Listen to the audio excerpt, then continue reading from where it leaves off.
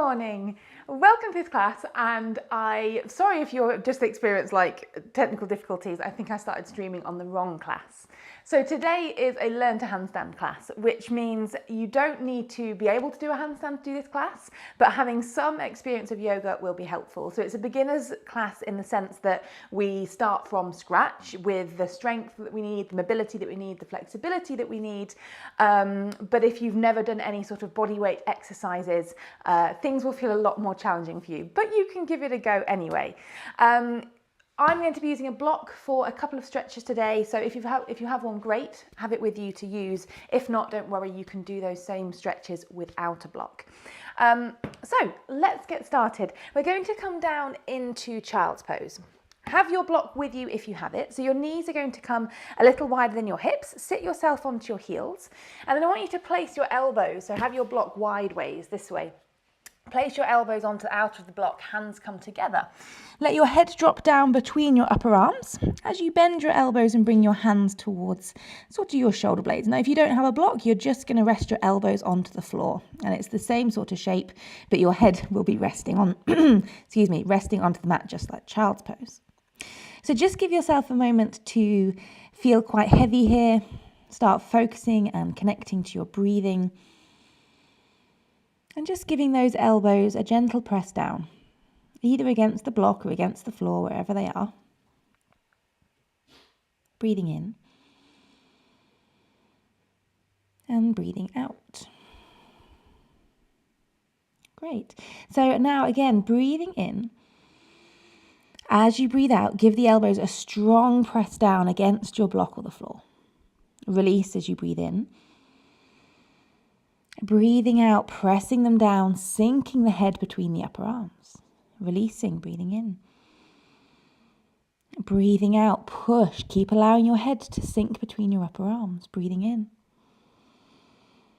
And breathing out, finding that heaviness, finding that engagement and strength in the shoulders. Keep going with the breath. Each time you exhale, find that engagement, find that press, and really let those shoulders switch on. Take one more deep breath in and a slow breath out.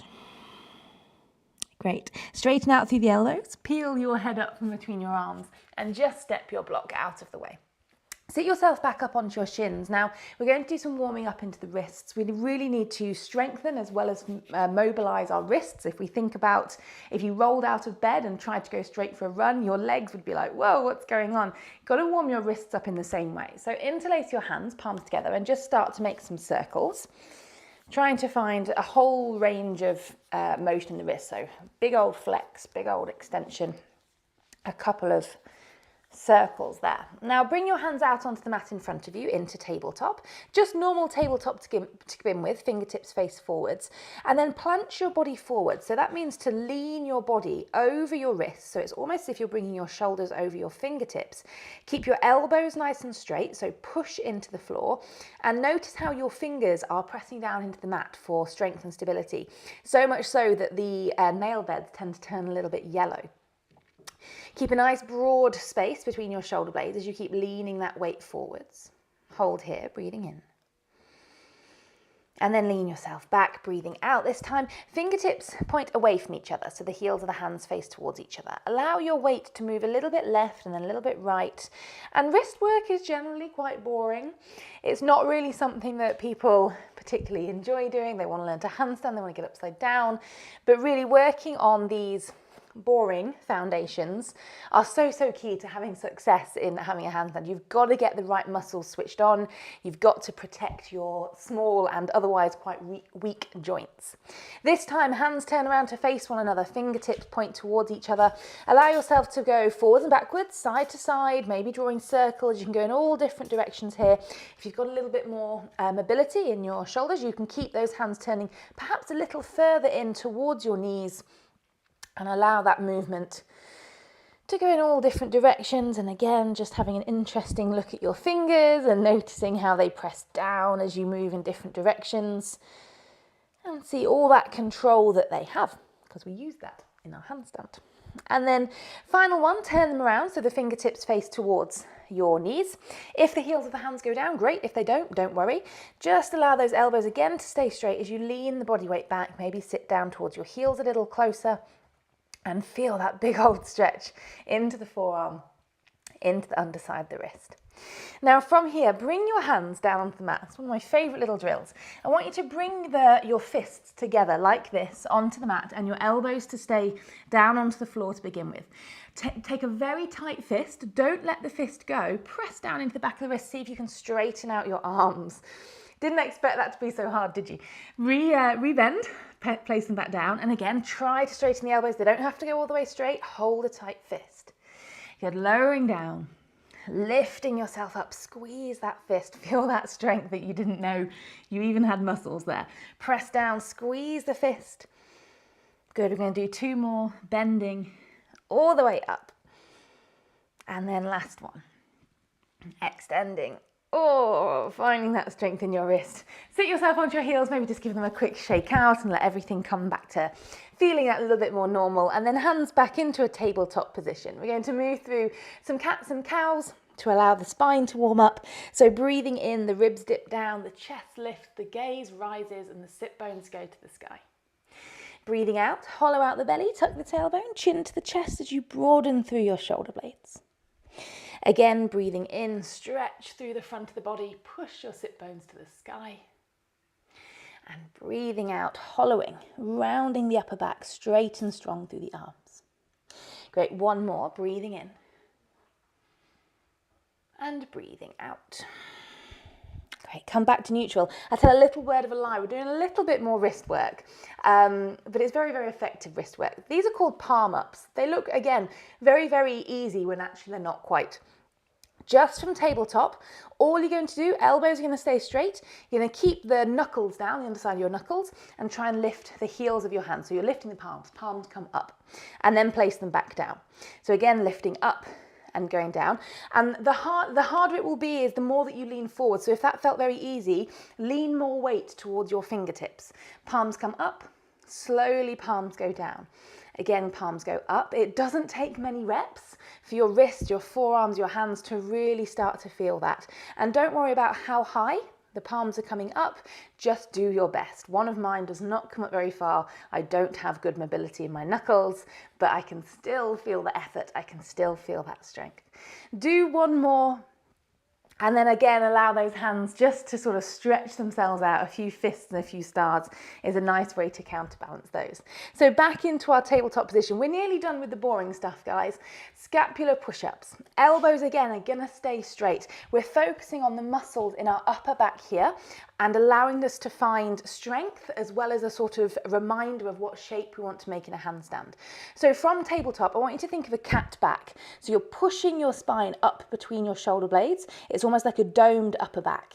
Now keep your elbows straight, don't let your elbows bend. Sink your chest towards the mat as your shoulder blades squeeze together. So really squeeze them using strength there. And then push your way all the way back to the top, finding that extension. So as you move between the two, and you can start your reps yourself here, moving at your own pace. Relatively slow is better.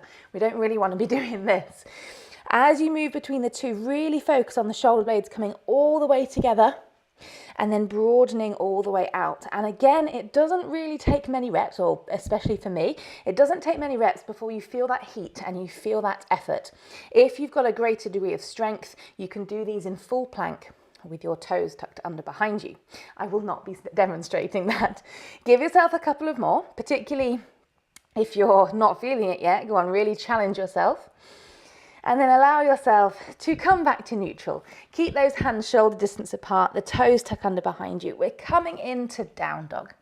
So almost feel like you're really lengthening out your armpits here. If you want to take any sort of authentic movements, some wiggles of the hips, some pedals of the legs, anything you like, just to ease into your down dog here. Think of those thighs pressing backwards and the chest pressing back towards the legs. As you breathe in, grow a little taller. So think of the crown of the head pulling away from the mat. And as you breathe out, keep the weight pushing backwards, thighs press to the back of the room, the heels push towards the floor. Breathing in and breathing out. So we're going to work into a little bit of more flexibility, mobility, so a little bit more flow now. As you inhale, right leg is reaching to the sky for a three-legged dog. Hold it there as you think of your left heel staying nice and heavy. Now I'm sure we all feel this in the right place, but really focus on this being a left hamstring stretch. You're squeezing your right glutes to stay strong in that top leg to help that stretch stay bigger. Hold for one more inhale. And then exhale, draw the knee underneath, place it between the hands. We'll give the wrists a rest for a minute. Get the knee on top of the ankle and press away through your back heel so your back leg is straight and strong. Now rise just a small distance away from your front thigh. Your torso is still at a 45-degree angle, and reach your arms towards the back of the mat in a sort of alongside your body plane. Keep driving forwards and down into this front leg, so the legs really have to sort of work for this shape. Ooh, wobble. Press your back heel away from you and hold your core in nice and firm. Take one more deep breath in. As you breathe out, drop your back knee to the floor. Think of placing it as far back as you can. And then inhale, take your arms to the sky, arms up and over. See if you can come to hold your own elbows above your head. You're squeezing the glute of the left leg, the back leg, driving the hips forwards and down, and then feel like you're scissoring your feet, your front foot and your back knee together. So your front foot has the thought of pulling backwards, and your back knee has the thought of pulling forwards, and you should really feel that getting into this left hip flexor. Keep that strong back leg by squeezing the glutes. Lift your rib cage away from your hips, send your arms back. Take one more breath in and then breathing out. Hands come down to the floor, untuck your back toes. We're going to walk all the way back, let your heel gently drag with you, and sit yourself onto your left heel. If this really doesn't work for you, take a half split instead. Toes are going to stay pointing towards the sky. Lift through your chest, breathing in. On your exhale, allow yourself to fold forwards over the legs. You can always keep your hands behind you and give yourself a little bit more of a push if hamstring flexibility is not your forte. Keep the little toe pulling back towards the body as well, so not just the ball of the foot. All toes pull back, chest lengthens forwards. Breathing in, think of your chest reaching out to try and tap your toes, maybe one day. Breathing out, keep folding. One more, breathe in and breathe out. Great, so now sit yourself up nice and tall. We're sitting onto this left heel, but we're going to use our hands alongside the body just to support a little bit of our weight.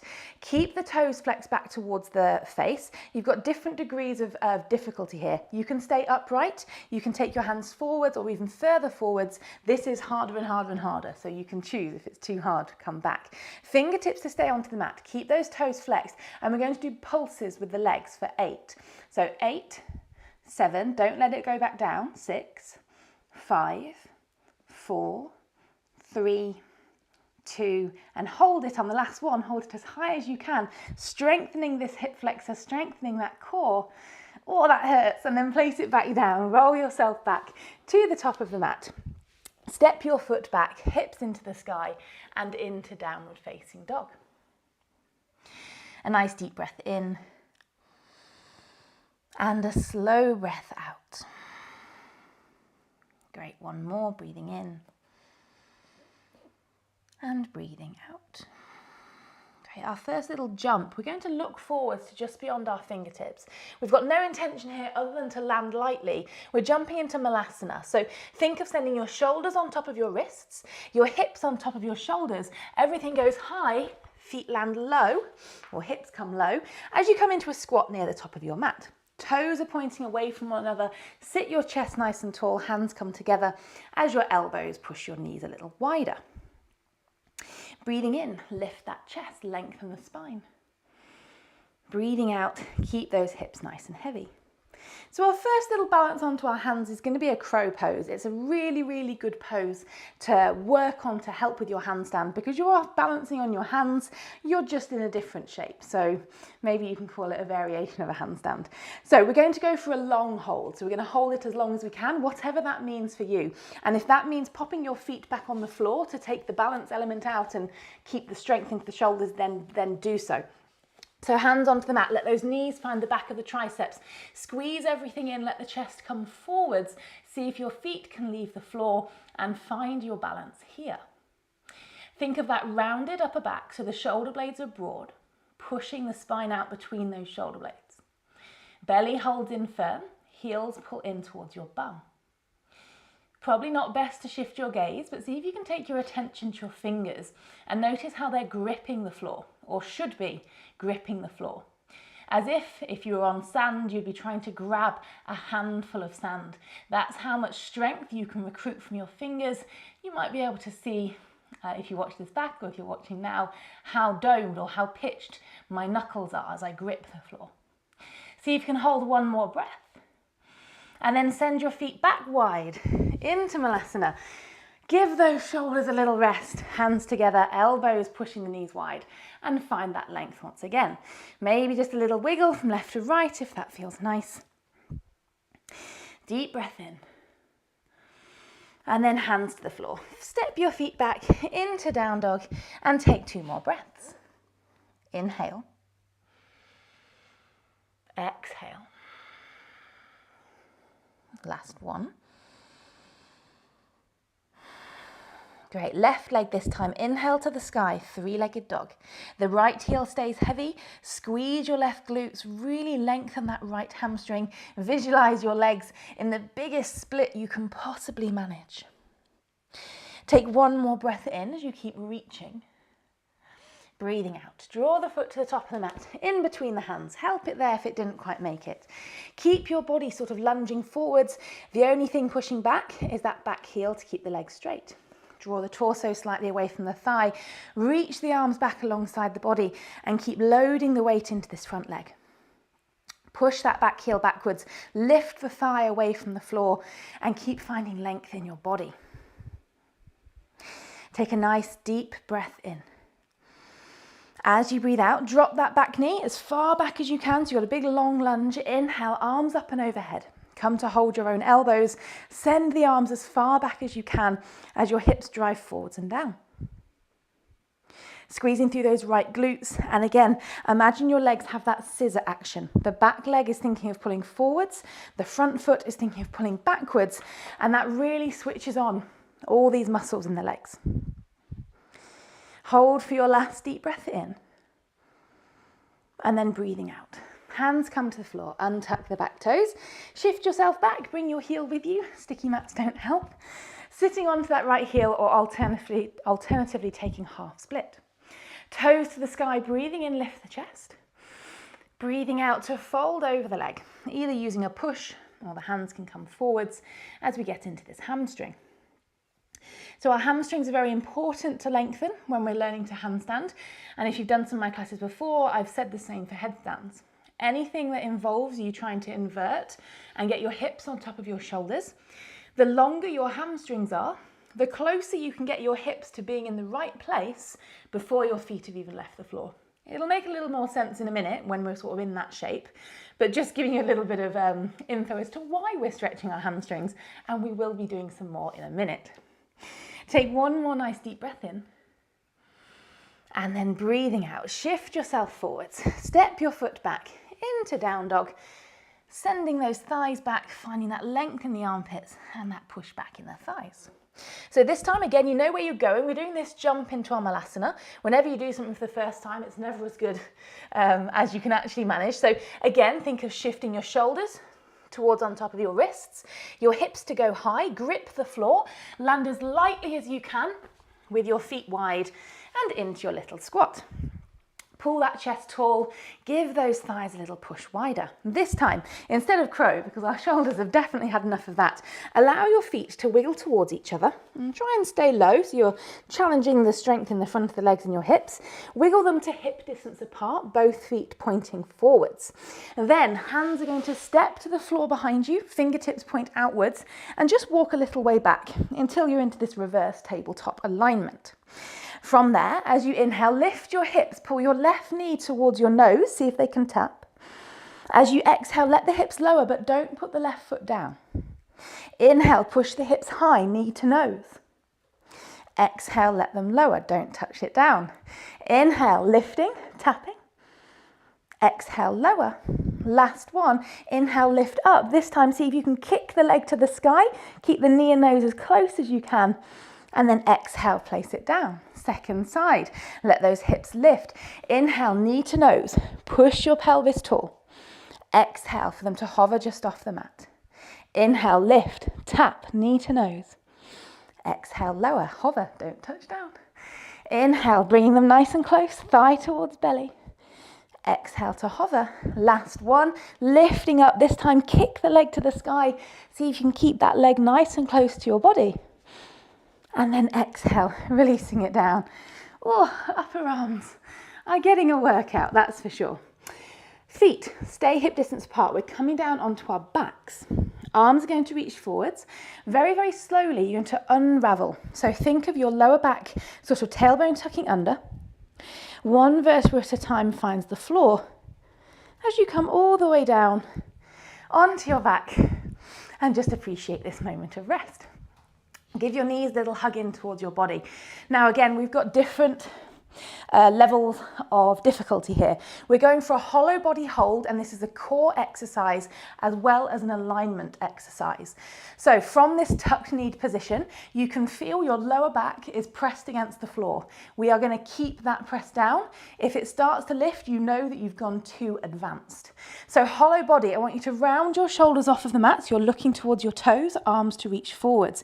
Keep that lower back down. Maybe your knees can come on top of your hips. Hold here. For me, this is challenging, so I would stay here. You can put your knees further away. This is even more challenging. If you've got a lot of strength, you can try straightening your legs, but again, lower back stays down. So find the shape that works for you. We're doing a 12 breath hold, or ish, my 12 counts. So you can always modify back. We've done about maybe 2, so hopefully you're still there. Breathing in, breathing out. Push the belly down, inhale. Exhale. Good, 3 more breaths, breathing in. Breathing out. Stay determined, inhale. Exhale. And then last one, push that lower back down, breathe in. And then breathe out, shoulders down, knees hug in. If that's not hurting your belly, next time we do this in a second, make it harder for yourself. Place your left foot down onto the floor, right arm comes to the inner thigh to hold your big toe. Press your heel to the sky to get your hamstring stretch. Flex the toes back to the face. Option to step the left leg away as long as it can rest on the floor. So again, getting into these hamstrings, you'll notice that a moment ago we were doing lunges as well to open the hip flexors. So I want you to think of the splits. And the flexibility that you need for the splits is a long hamstring, which is what we're doing now, and long hip flexors, because your long hip flexor is going to help you lift a leg to the sky. Again, I'll say this again in a moment when we're the right way up. But if you can lengthen your hip flexors and lengthen your hamstrings, your legs will be able to reach to the sky much, much easier than if they were tight. And that's going to help you enter your handstand. Let go of this leg, draw your knees back on top of your chest. We're coming for our second round of hollow body hold. Shoulders round off the mat, look forwards, arms reach forwards. Take those knees or feet to wherever it is that's going to challenge you. Push that lower back down. Keep the face nice and relaxed. Try not to frown. See if you can even crack a smile as you hold this shape. A deep breath in. And a slow breath out. Again, breathing in and breathing out. I'm doing this with you guys, and the motivation to say, yeah, that's enough, it is huge, but keep holding it. Keep being determined in that belly. Press it down. Breathe in. Breathing out. Nearly there. We're going to do 2 more breaths. Inhale. Exhale. Last one. Breathing in. And then breathing out. Oh, shoulders down, knees in. Place the right foot onto the mat. Left arm onto the inside the thigh finds the toe. Press the heel to the sky for your hamstring stretch. Option to then straighten out the leg.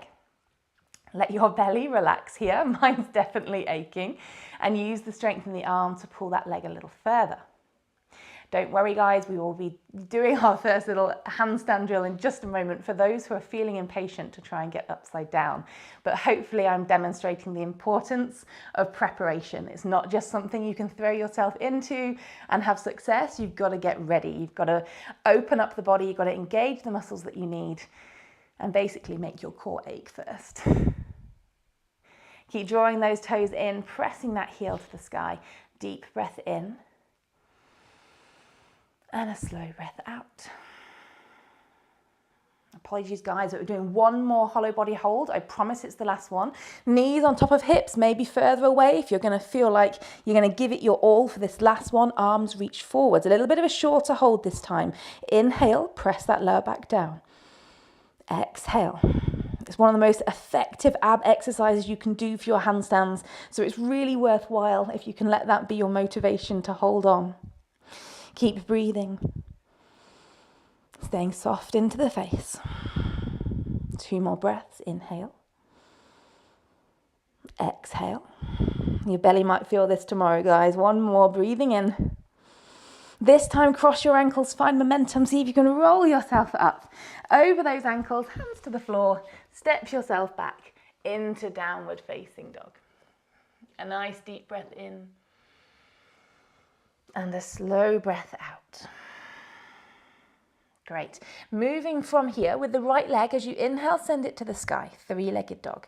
Your core is going to feel it as you exhale. Your knee's going to come under. See if you can tap your right elbow. Pause there as you hold it. Inhale.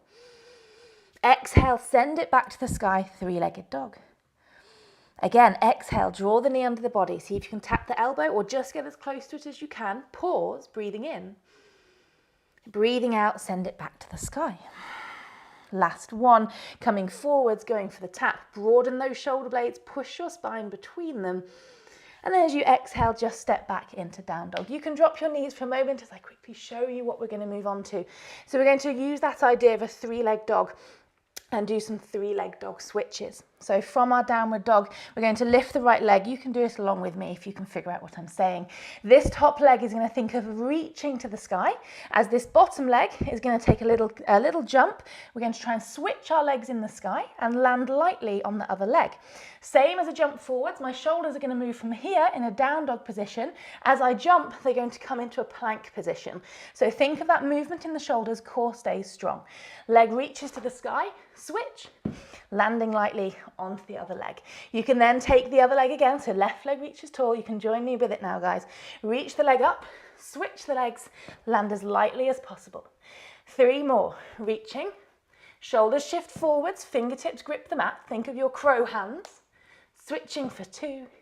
1 more, switching, shoulders tall, land as lightly as possible.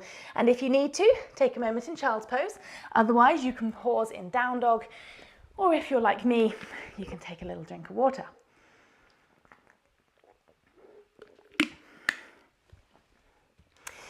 So coming back into down dog, if you were taking a pause, we're going to move to the other side. Left leg is going to reach tall.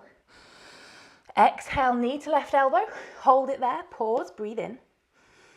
Breathing out, 3-leg dog, reach the leg to the sky. Exhale, come forwards, hold it, breathe in. Breathe out, 3-leg dog.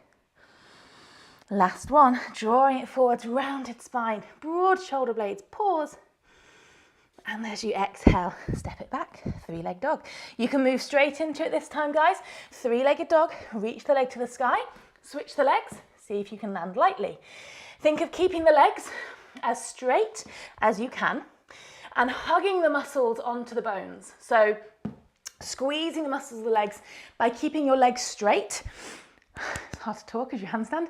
As keeping the legs pointed is a very good way of keeping your leg muscular, rather than if it's not, everything's floppy and you don't have the same control. So keep those toes pointed, see how it goes, see if you can find that moment. You can keep trying as I talk. See if you can find that moment of feeling light, as if your body just pauses in the sky for a moment before it comes back down. When you're down, again, take yourself a little moment in child's pose, forehead to the floor, or you can pause in down dog.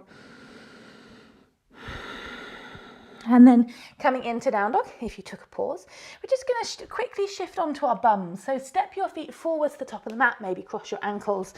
Let your hips come to the floor behind you. Your legs to go forwards, toes to the sky, knees towards the body, toes towards the body, excuse me. Lengthen your spine, breathing in.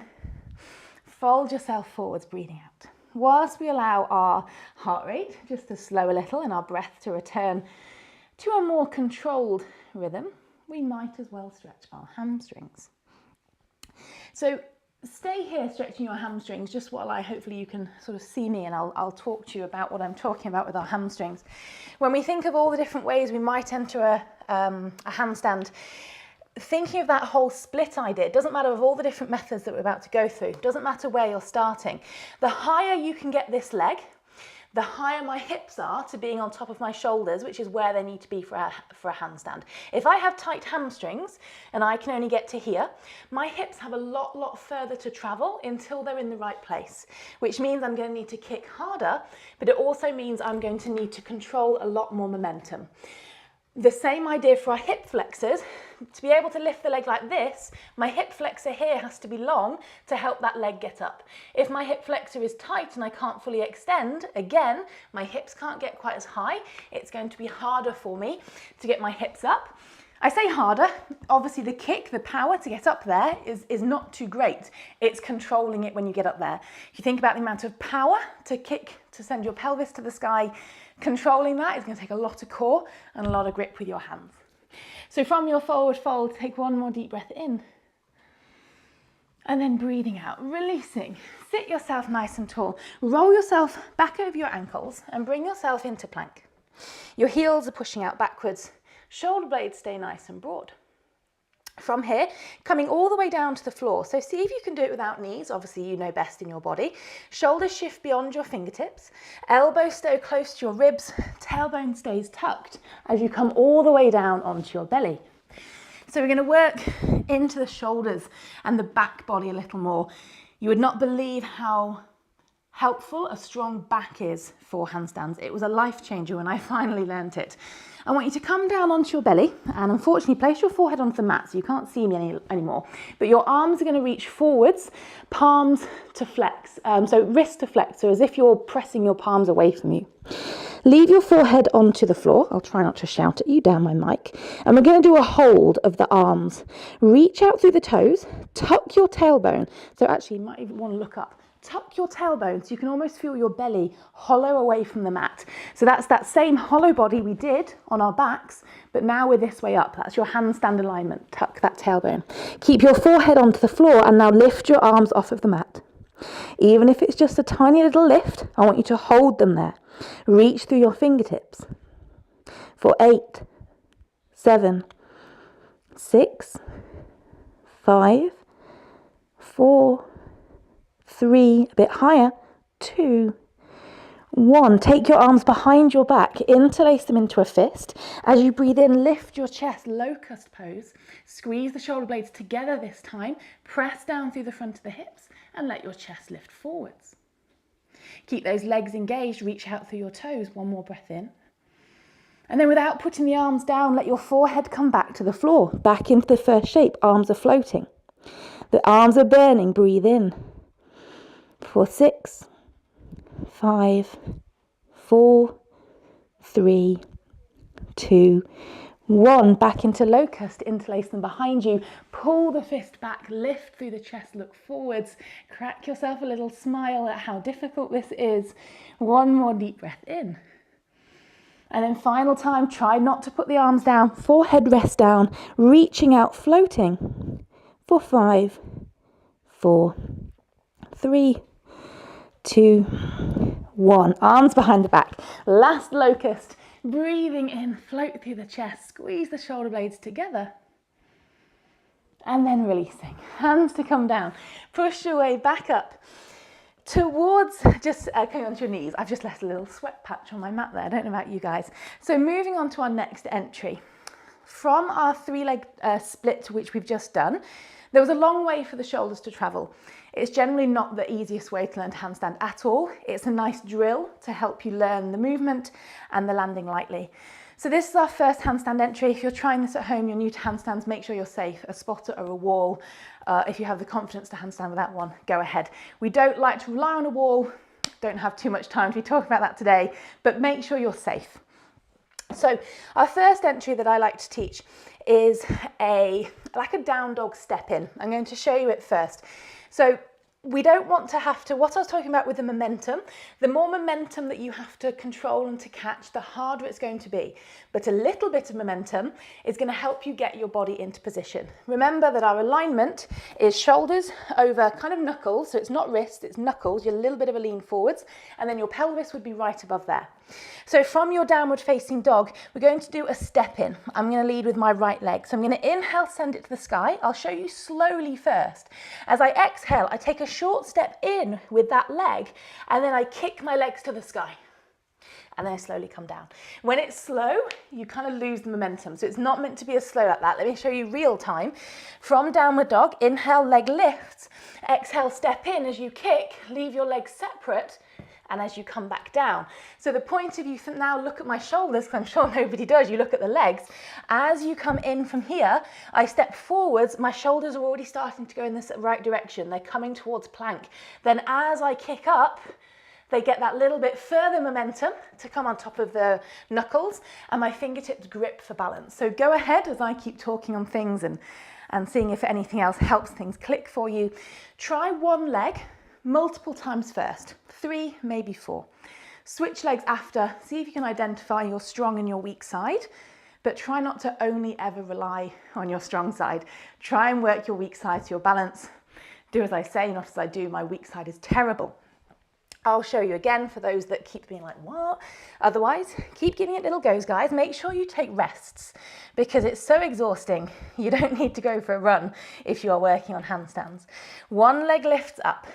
Take a little step in, kick the legs to the sky. Don't try and be tempted to take both legs up. Leave them in an L, leave them split. Reason being is the L that reaches backwards is your counterbalance. That's going to stop you going all the way over the other side if you've not quite learnt the body engagement of keeping your core firm. You're keeping your shoulder blades broad, you're keeping your belly, that hollow shape, so it's the tailbone tucked very, very firm in your core, and you are pushing the floor away as if you really hate it. Really, really oppose the floor as much as you can with your arms. So one more go, you can try other sides, we'll move on in a second, stepping it forwards, lifting high, and then allowing yourself to come. And pause into child's pose. Arms reach forwards, forehead to the floor, and allow your breath just to start moving a little bit slower.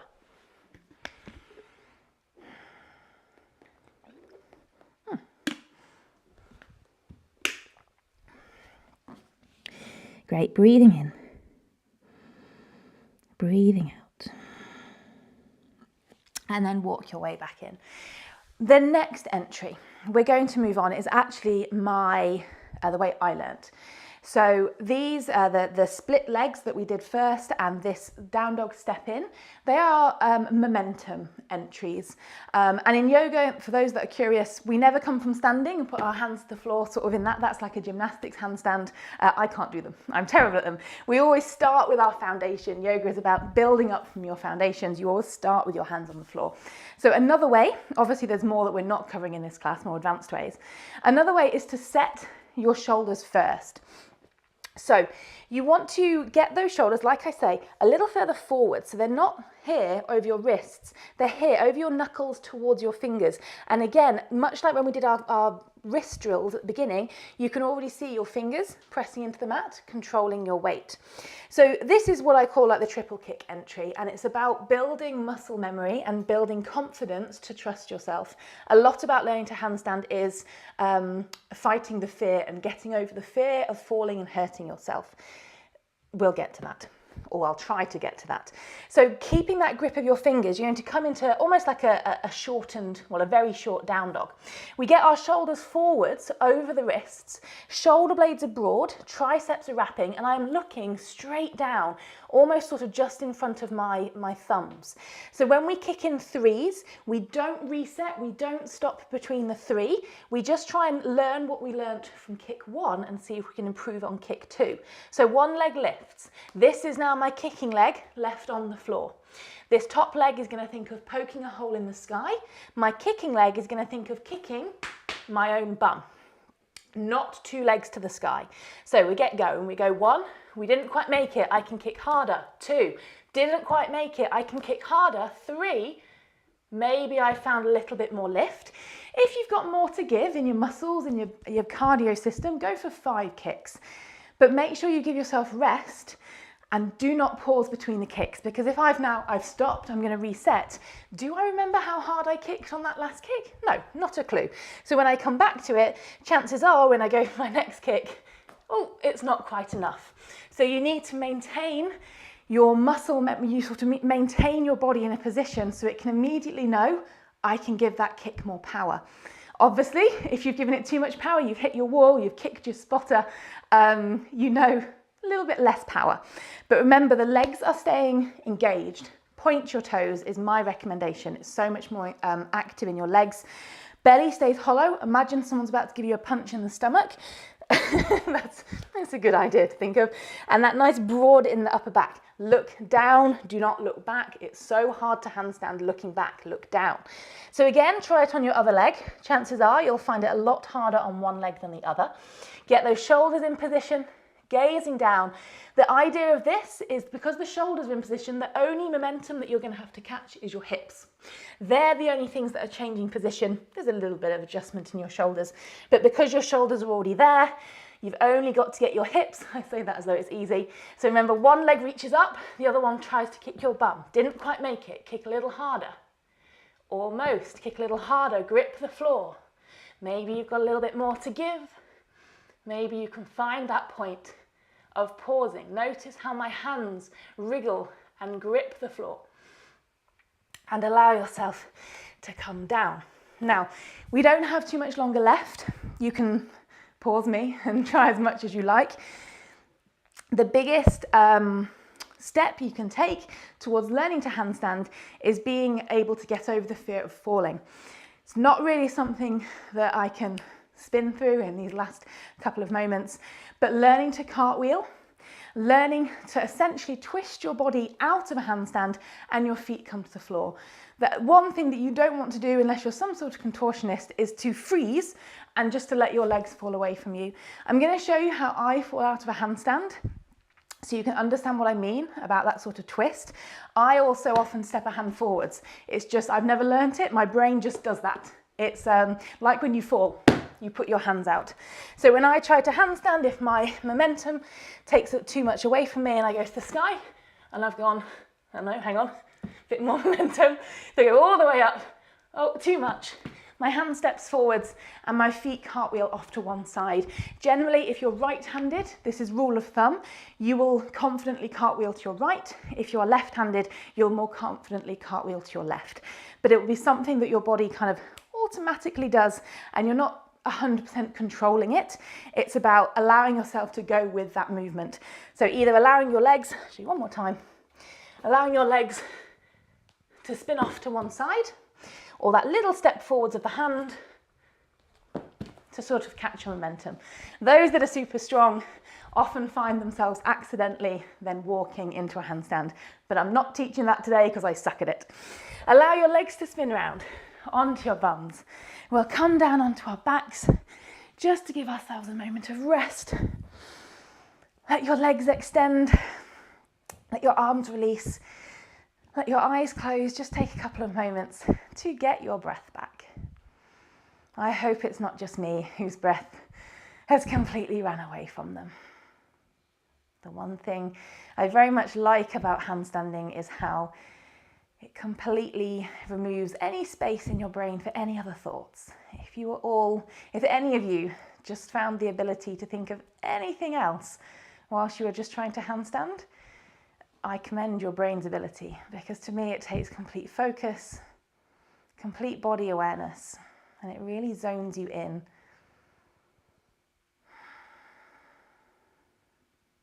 Great, deep breath in. Slow breath out. And with your inhale, reach your arms up and overhead. Point your toes, full body stretch. And then exhale, knees in towards your body, roll your way back up to seated. Your final breath in can circle your arms wide into the sky. And your final exhales to lower your hands to your belly. Thanks for joining, guys, and I hope you enjoyed that. Whether or not you found balance in a handstand or not is kind of irrelevant. If it was your first attempt, I'm not sure anyone has ever learnt to handstand within 45 minutes. So this is more the type of thing that if you do these movements, these strengthenings, these kind of ideas consistently, then you build the awareness, you build the ability, the strength to bit by bit find more and more success. It's generally the type of skill that the more you give to it, the more you'll get back out. A little bit every day is better than trying to handstand once a month. Thank you for joining me, and do let me know what you thought, either in the comments or there's a little chat box if you are live. I'd love to hear how you found it, which little tips perhaps worked for you or which entry worked for you. And these classes I'm offering live via donation basis, so thank you if you're able to donate anything from sort of a super small donation. I know it's a tricky time for a lot of people, but anything and everything is very much appreciated to support me as a yoga teacher. Hope to see you online soon, and